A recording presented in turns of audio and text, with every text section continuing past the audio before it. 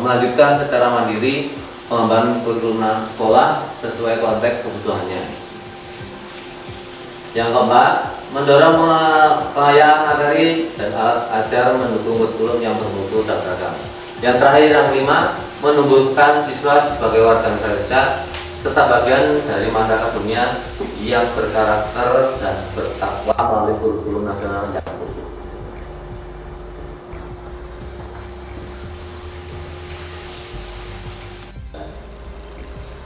Juli 2017-2018 seperti ini.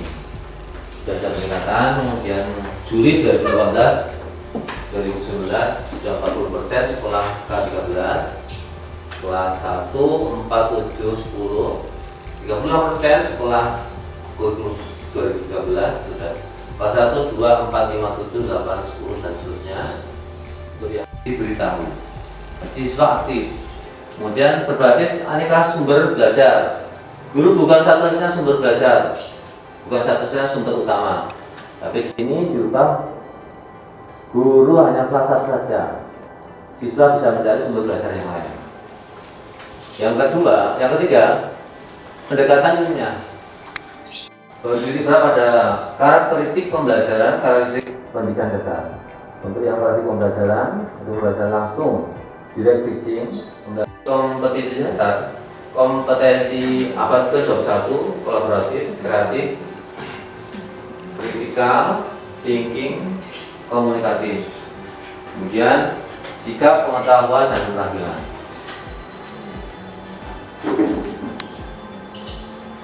Model yang digunakan dalam kurikulum 2013 itu ada beberapa model. Pendekatannya saintifik 5M, dan guru diberi ruang. Kooperasi penting, karakternya kerjasama tim dalam melaksanakan pembelajaran. Komponennya menyampaikan tujuan.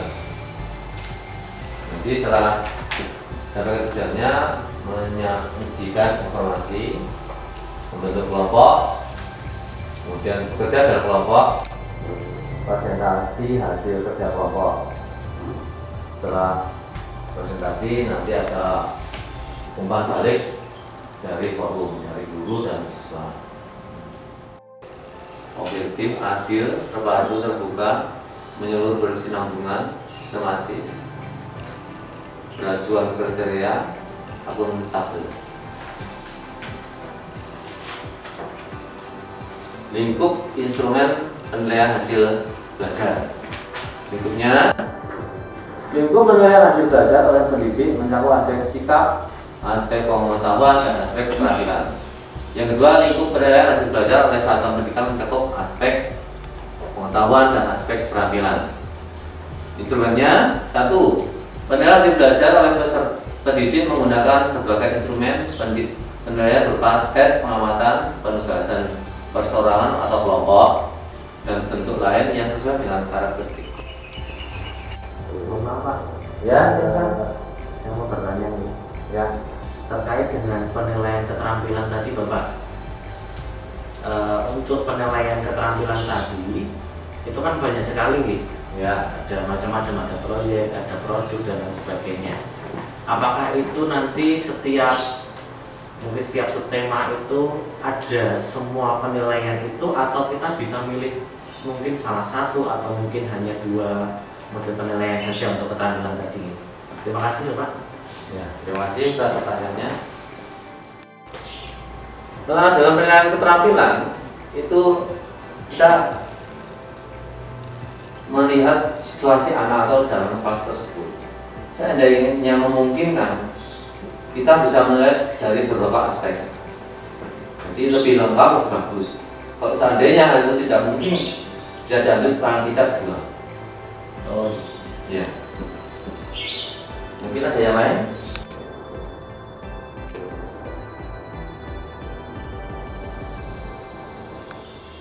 Bagi Bapak Ibu guru yang pada tahun ajaran 2022-2023 itu kelas 1 dan kelas 4 menggunakan kurikulum implementasi Merdeka Belajar Berubah. Kemudian kelas 2 3, 5, dan 6 menggunakan kurikulum 2013. Maka tepat sekali apabila Pak Agus mempresentasikan diseminasi tentang kurikulum 2013 itu untuk menyegarkan Bapak Ibu guru yang masih menggunakan kurikulum 2013. Kita berikan aplaus yang ke Pak Agus. Ini ada catatan Pak Agus, ya mungkin karena tapi sudah bagus sekali. Dari hasil ini kemudian ada beberapa hal ya tadi mungkin Mbak yang di awal Pak, ada pertama pengantar, kedua kompetensi, ketiga pembelajaran, keempat penilaian, kelima itu yang ini. Jadi ada pengantar, ayam sama sapi itu nanti dijadikan satu, dipindahkan ke kelompok ayam jadi satu aja karena kan di rumah saja itu juga dekat kandangnya, itu tidak bisa itu. Ini sudah sesuai dengan prosedural. Kemudian yang metakognitif itu adalah kemanfaatan dalam kehidupan. Jadi Bapak Ibu harus mengetahui mengapa dimensi pengetahuan itu ada faktual, konseptual, prosedural, dan metakognitif. Jadi metakognitif itu adalah seperti disingkiri gitu. Misalkan kita makan yang misalkan sambal yang perlu pedas.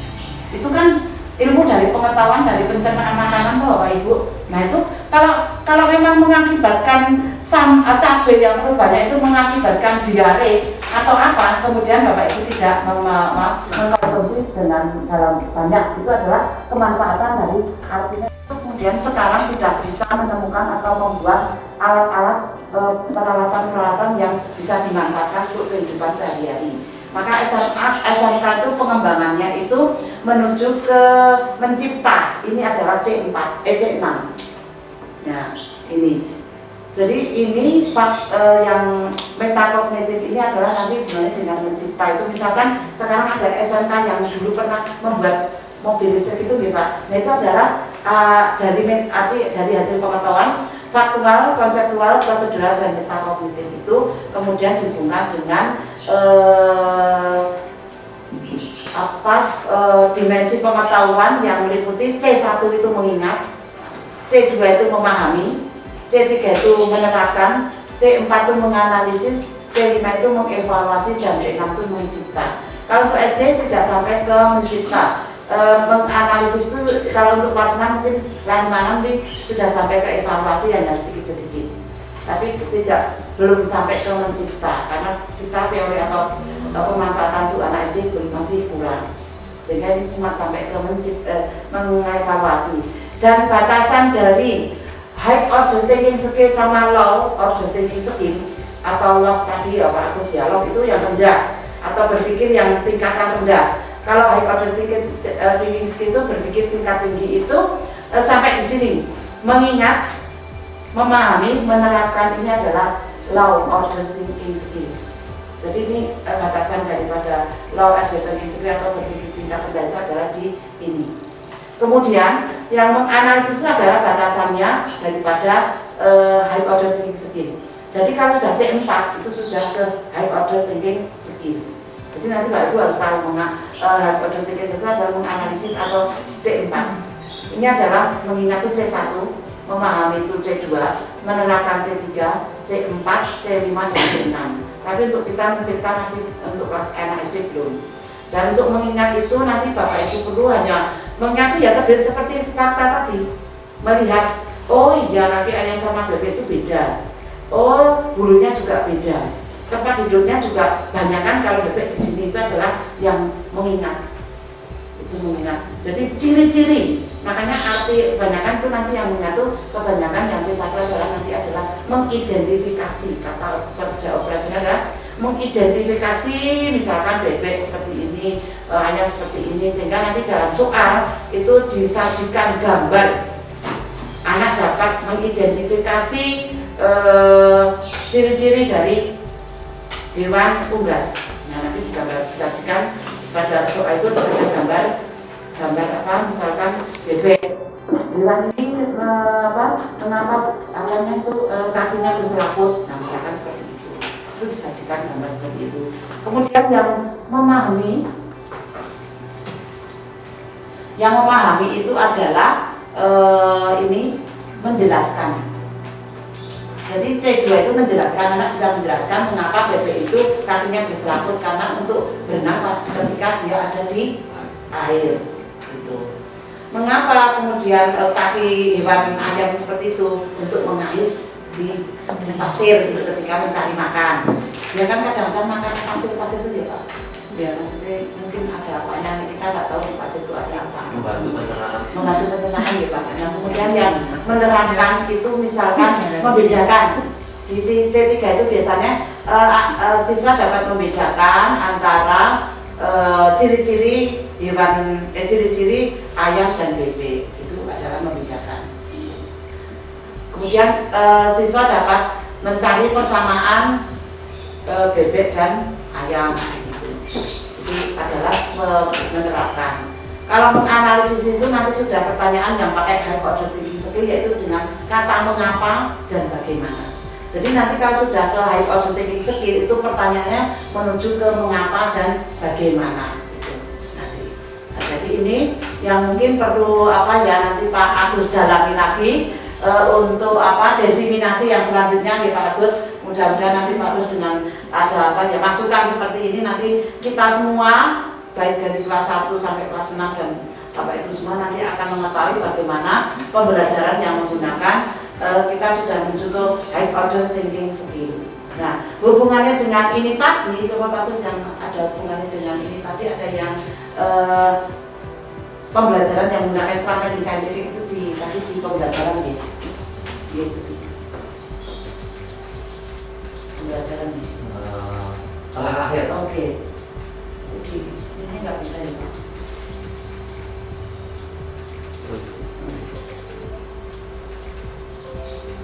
Nah ini.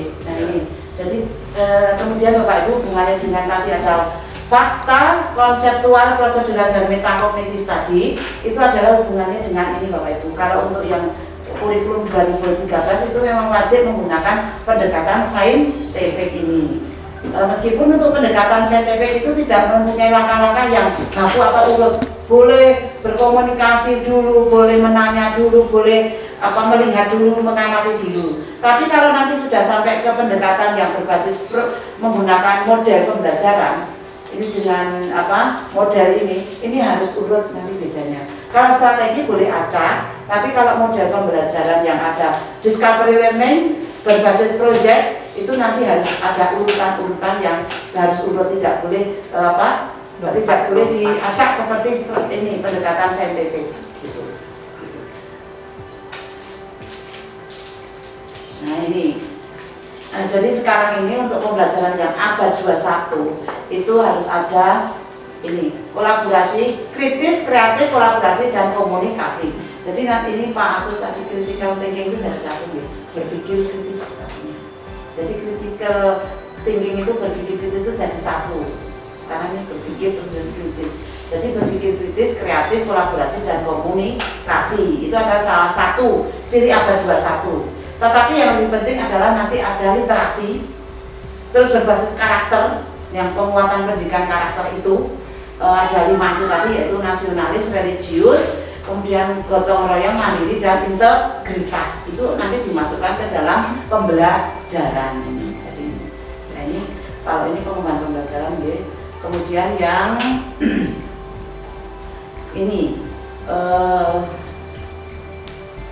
nah jadi Bapak Ibu guru sekarang sudah harus tahu arti dari strategi, model, dan metode. Kalau strategi itu adalah saintifik, kalau model pembelajaran itu adalah diterapkan dalam kegiatan KBM, kegiatan belajar mengajar pada kegiatan inti. Kegiatan inti dengan menggunakan model pembelajaran, mungkin discovery, kemudian berbasis project. Tapi kalau yang masih dalam satu pembelajaran itu biasanya discovery learning. Tapi kalau masih dalam urutan misalkan ada IPA membuat pertumbuhan, misalkan di kelas 3 itu membuat pertumbuhan itu ada kacang hijau gitu ya Pak. Itu kan bukan waktu yang lama ya. Itu waktu lama. Hari ini mempersiapkan medianya, kemudian besok sampai selesai, terus besok diamati sudah tumbuh atau belum, terus ini berapa senti dan sebagainya. Itu adalah yang berbasis proyek. Jadi satunya itu berbasis yang menemukan inquiry, ini agak sulit karena anak dituntut untuk menemukan sendiri teori-teori yang sesuai dengan itu dan menemukan apa. Jadi ini anak-anak memang cukup sulit juga. Jadi biasanya di kelas 6, kalau kelas rendah masih sulit. Biasanya berbasis proyek dan discovery learning itu nanti yang dipakai dalam pembelajaran dengan setting tempat mejanya, setting tempatnya diskusi, meja diskusi.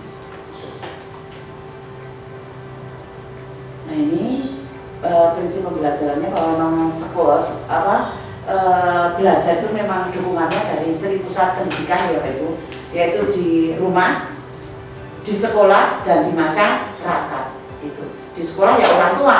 Ini makanya ada perbedaan perkembangan yang berbeda karena apa?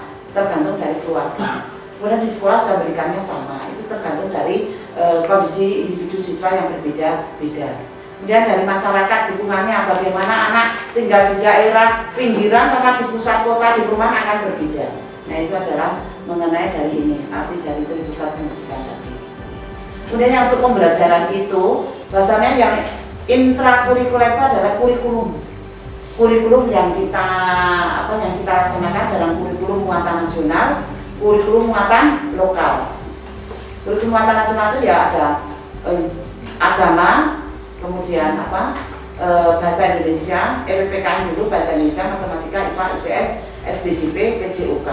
Kemudian yang kurikulum muatan daerah atau muatan lokal itu adalah yang wajib itu adalah bahasa Jawa. Kemudian muatan pilihan tergantung daerah setempat. Kalau kita kan seni batik nih, seni batik. Nah, mungkin daerah lain beda. Kita benar sih, ya. Tari Bu. Ya seni tari itu tergantung kelasnya. Kelas rendah memakai seni tari, kelas tinggi kita memakai seni batik itu. Jadi ini kemudian ekstrakurikulernya ada yang ekstrakurikuler wajib yaitu TPA dan pramuka. Kemudian ekstrakurikuler yang pilihan ada juga. Kemudian ini kita juga ada pembiasaan, yaitu pembiasaan ada karakter yang sudah mulai kita nanti di tahun ajaran sudah akan kita mulai dengan tetap kita menerapkan protokol kesehatan.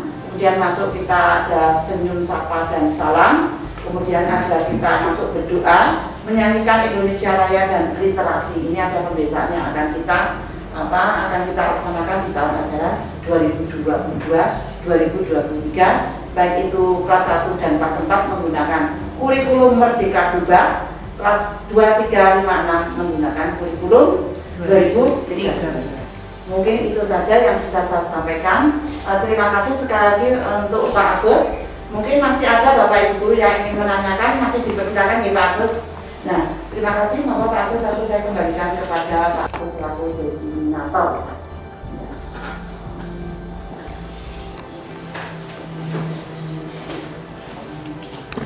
Terima kasih Bu Eni atas penjelasan saran yang tadi dipaparkan diberikan di sini sehingga menambah pengetahuan yang ada pada kita. Mungkin dari Bapak Ibu yang lain ada yang ingin menambahkan.